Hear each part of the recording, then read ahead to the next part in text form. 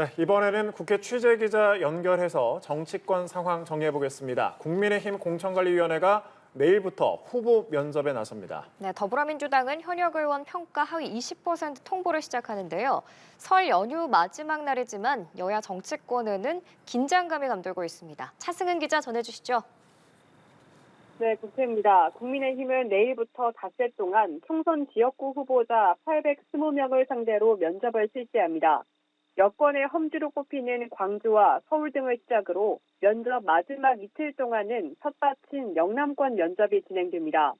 최근 험지인 낙동강벨트 지역구로 차출된 5선 부산진갑의 서병수 의원과 경남 산청, 함양, 거창, 합천 3선인 김태효 의원 등 지역구 심사 결과가 주목되는데요. 중진들을 향한 당의 험지 출마 요청이 이어지고 있는 가운데 윤석열 대통령 측근들이 여권 우세 지역에서 공천을 받을 경우 윤심 공천 논란이 커질 가능성이 있습니다.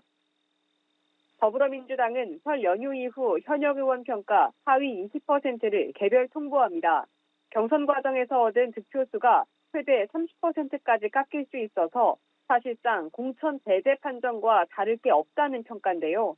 하위 20% 명단에 비명계 의원들이 대거 포함되면 계파 갈등이 격화할 수 있다는 전망도 나옵니다. 앞서 예비후보 검증위 단계에서 탈락한 전병헌, 유승희 전 의원의 사례에서 보듯이 탈당 러시가 일어날 가능성도 제기됩니다. 네, 제3지대 상황도 살펴보죠. 오늘 개혁신당은 당직자 인선을 하는데요. 또 조국 전 법무부 장관은 문재인 전 대통령을 찾는다고요? 네, 이준석의 개혁신당, 이낙연의 새로운 미래 등 제3지대가 통합한 개혁신당은요. 앞서 이낙연 대표와 이준석 대표가 당의 공동대표를, 최고위원은 각 세력에서 한 명이 추천에 맡기로 했죠. 오늘 추가로 발표된 당직자 인선에서는 김만흠 전 국회 입법조사처장과 김용남 전 의원이 정책위의장으로 공동 임명됐습니다. 사무총장에는 김철근 전 국민의힘 당대표 정무실장이, 대변인단은 허은하 전 의원을 비롯해 김효인 새로운 미래 대변인, 이기인 경기도 의원으로 꾸려졌습니다. 주요 당직자에는 기존의 개혁신당 인사들이 포진했는데요. 이준석 대표 지지자들 사이에서 통합에 대한 반발이 커지자 이를 진화하기 위한 노력으로 풀이됩니다.